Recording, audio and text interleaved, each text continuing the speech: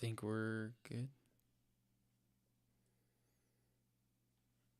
All right, week 5 waiver wire ad. I'm going to go over these really quick for you guys. Let's get right into it. We're live on Twitter and YouTube. I think I finally got my mic working, so apologize for that earlier. Let's move right into the week 5 waiver wire ad. Some buy lows, sell highs, some buy highs. Let's go right into QBs, then wide receivers, running backs, tight ends, defenses, and kickers, and then some buy lows and sell highs at the end. So let's go into QBs. I've been preaching this QB ad for a while now. It is the quarterback of the Houston Texans, CJ Stroud. He's only owned in about 30% of ESPN leagues. He has a banged up O-line. He's had a banged up O-line, and he still produced at a high level. I think he's going to get even better once he gets his O-line back. And his average time to throw with the pass attempt is 2.63 seconds. That's ninth best in the NFL. And then his average time to throw whenever he's sacked is 3.35 seconds. So as long as he's getting the ball out fast like he was the last 2 weeks, his O-line's going to keep getting healthier. He'll get the ball out quick to his wide receivers, Tank Dell and Nico Collins. And I just think this Texans offense is going to grow throughout the year. We haven't even seen Dameon Pierce do what he did last year yet. And I think Dameon Pierce is going to grow, and he's a good buy low, really. As long as this O-line keeps getting healthier, I think this will help this offense in general and just help CJ Stroud. I told you guys to add him last week because I knew he'd have a great game again this week, and he sure did. So hopefully you guys added him last week and you don't have to waste any fab on him this week. Another quarterback I like is Kyler Murray. He's injured right now, although he's going to be coming back in about 4 to 5 weeks. And I think he's a good addition for this Cardinals offense once he gets back in there. He's got Michael Wilson, who's emerging as a rookie, and he's also got Marquise Brown. Another Cardinal quarterback, Joshua Dobbs, the current one, has a good upcoming schedule the next 4 weeks until Kyler Murray returns.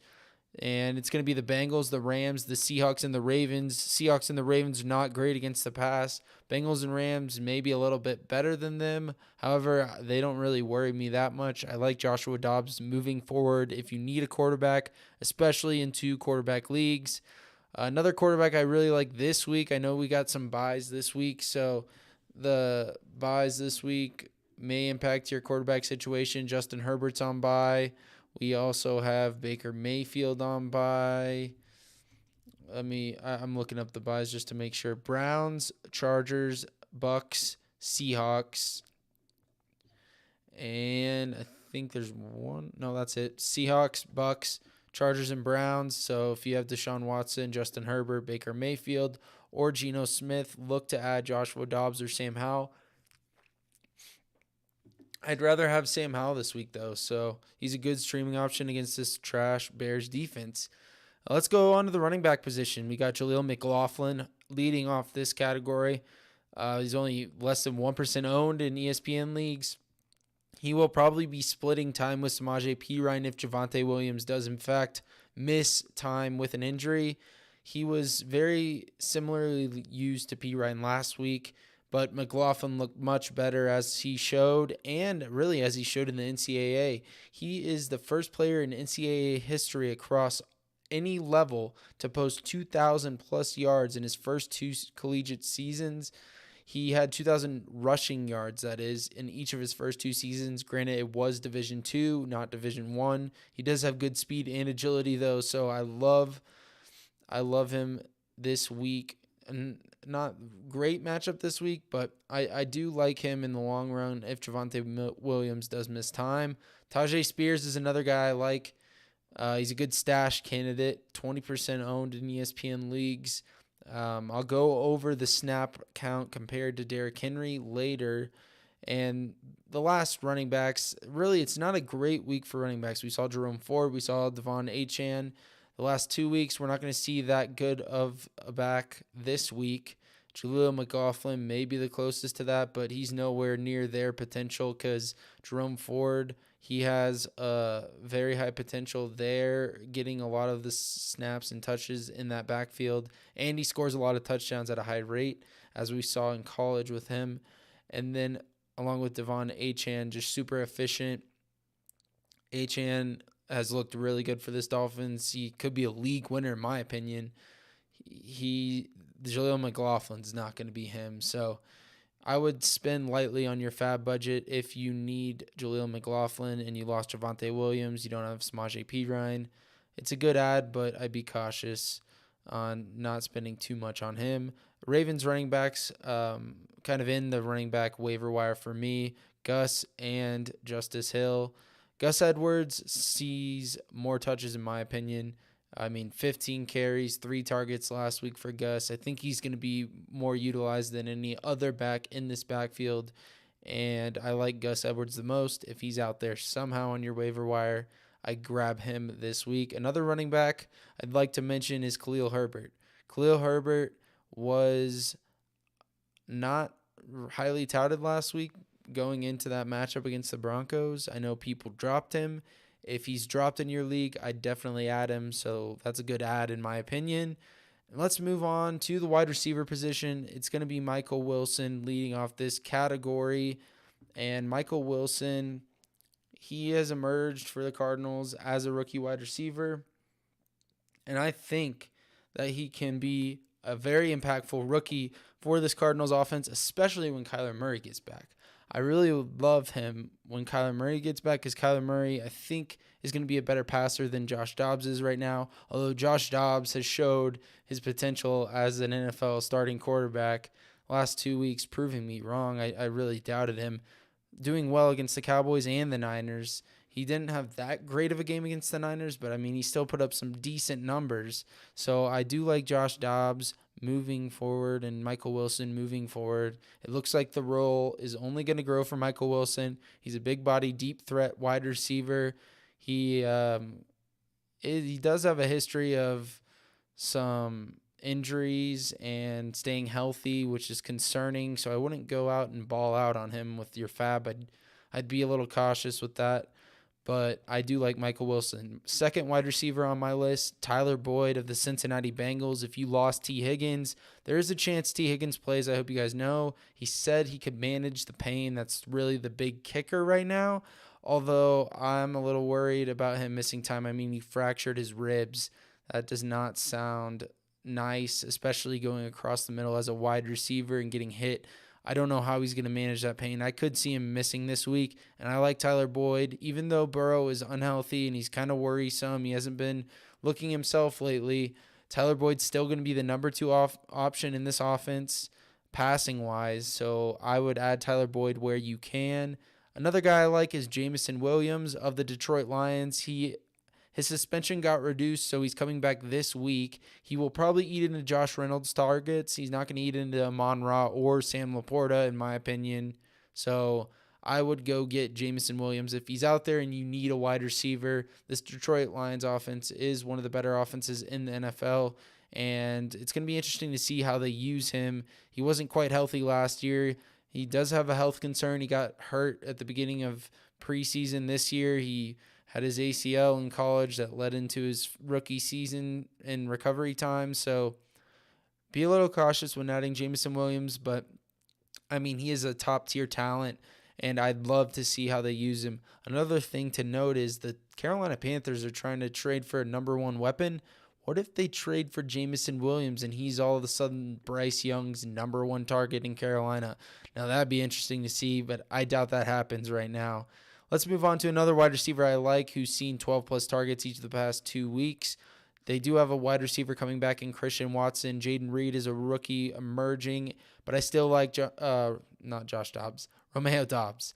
I do like him. He has very high touchdown potential. He's a good red zone target for Jordan Love in this offense, and I like him. I'd also be selling high on him if I really want to. If you could get a better wide receiver than Dobbs, I'd do it just because Watson is coming back. But I know some leagues can be thin out there, which is why I don't mind adding him because he's seen so many targets each of the last 2 weeks. Now that could decrease once Watson gets back in there full time. But for right now, why not get the guy who has the hot hand in this offense, especially with Luke Musgrave getting hurt last week. That is a wide receiver I would like, but he is lower on my list. So add you some Romeo Dobbs. Another guy I like, two guys actually, if they somehow are dropped this week because of their bye week, are the Chargers wide receivers, Joshua Palmer and Quentin Johnston. If they're out there, grab them. I don't know if they'll be out there, but people could panic and drop them. Another guy I'd like to mention, I know I mentioned Jerome Ford earlier. If someone drops him because of the bye week, pick him up. I like him going forward just because he's going to see a lot of volume in this offense, and he scores a lot of touchdowns. Let's move on to the tight end position. It's going to be really two tight ends I like. Jake Ferguson, number one, easily emerging to be one of Dak's favorite targets behind CeeDee Lamb, and Michael Gallup has actually started emerging too. I like him as a sneaky wide receiver stash add this week as well. Forgot to mention him because it didn't write him down, but that is a guy that just popped in my head. Michael Gallup, back-to-back 11-plus PPR points, I believe. So, yeah, another guy I like at tight end besides Jake Ferguson is Cole Kmet. Jake Ferguson is more targeted in the red zone than any other tight end, I believe. So that's why I like him so much. He just has that touchdown potential. Cole Kmet, he did good last week. This position is not great. So I'd like to add him where you can to add some depth. He's probably the number 2 target behind DJ Moore. So go get you some Cole Kmet and see how that works out for you. I think it'll work out pretty well, especially how bad this tight end position is. Let's move on to some streamable defenses. I like the Lions defense this week and the Commanders defense this week. Both are streamable. Commanders get the Bears on Thursday night, and the Bears have not been good. The Commanders actually have some good playmakers, and they hung in the game with Philly last week. So I do like the Commanders defense. I also do like the Lions defense. I mean, as we saw last week, the Lions did really well on defense. I think they can do it again, and they're at home this time, I believe. So that's good for them.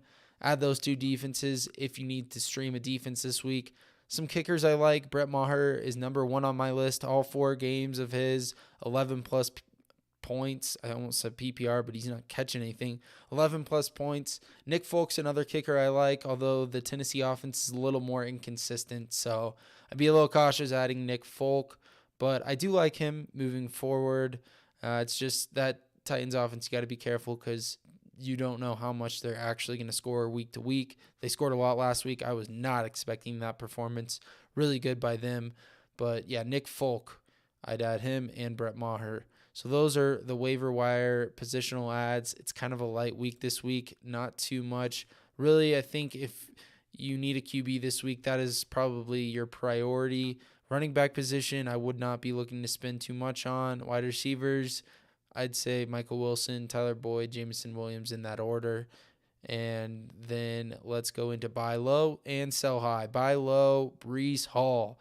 Breece Hall is going to have an explosive game against this Broncos defense. I mean, we've seen all the running backs in the past 4 weeks explode against the Broncos.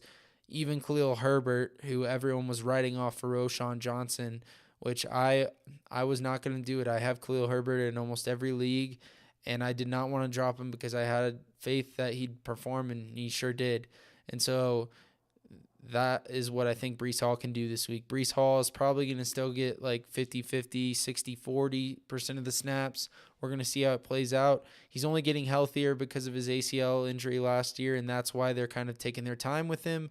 But I like Breece Hall as a buy low before he explodes this week, and then the manager who has him will not want to trade him. But you may be able to get a panicking manager. I know this running back position is thin, so see what you can get. If you can get Breece Hall, that'd be awesome. Another guy I like, Aaron Jones, did really well week 1, has been banged up ever since, and hopefully he's healthy heading into this week, but I like him as a buy low because this offense runs through him, and I think they really need him if they're going to make a push for this division title.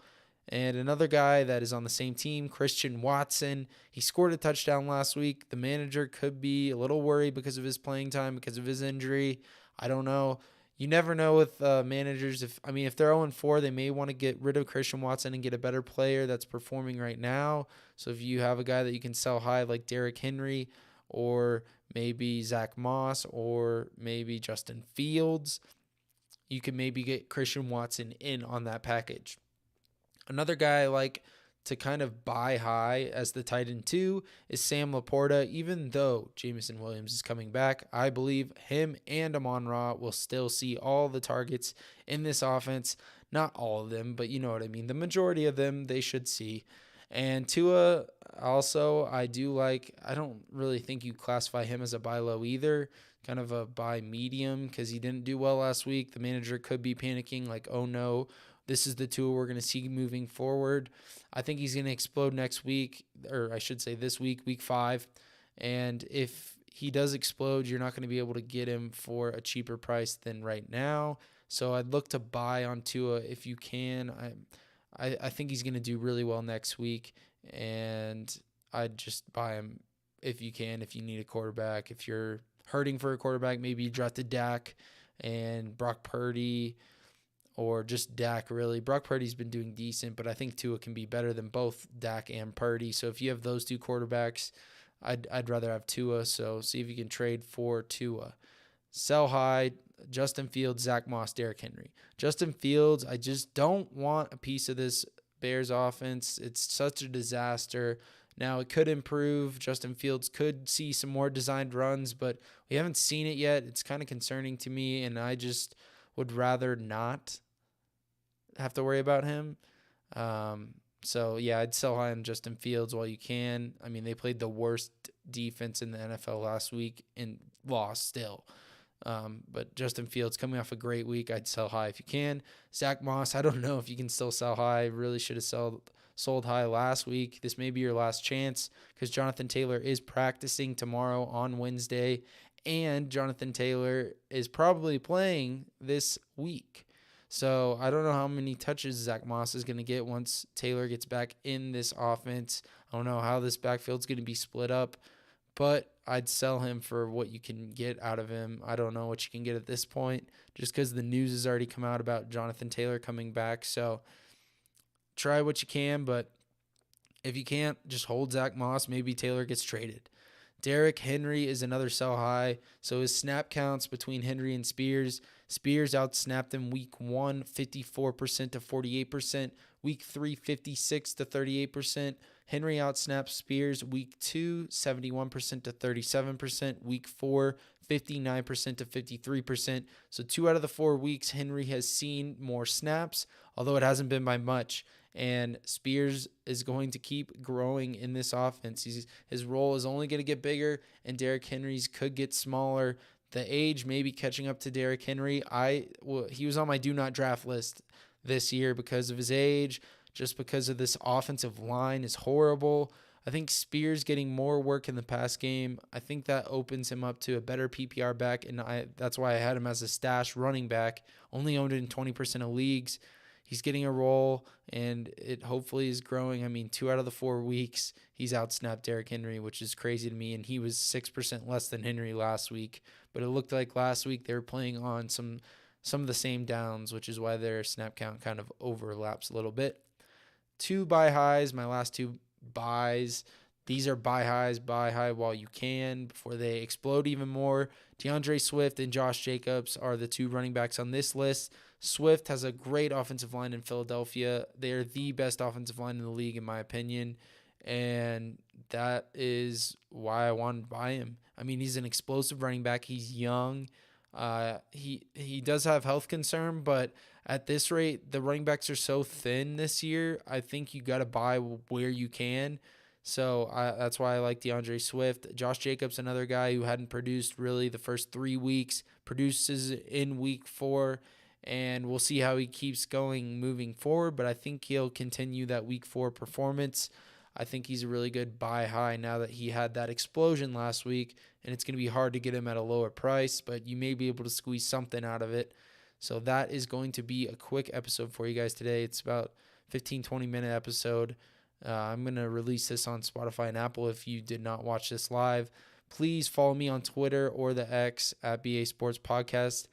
It is down here in the bottom left, and then at BA_sports_podcast on Instagram. You can also follow me on TikTok and Facebook, and not to mention Spotify, Apple, or anywhere you find podcasts. I'll be on there as well. So please hit that follow button on YouTube, subscribe, hit the follow button on the podcast platforms. It'd be much appreciated. And I plan to do a giveaway soon on Twitter, so stay tuned for that. I'll get one geared up for you guys this next week. And thank you guys for listening to this episode. If you listen live, I appreciate it. If you didn't listen live and are listening later, thank you as well. I hope you guys have a great rest of your Tuesday night, great rest of your Wednesday tomorrow, Waiver Wire Wednesday. Waivers are running overnight, so hopefully you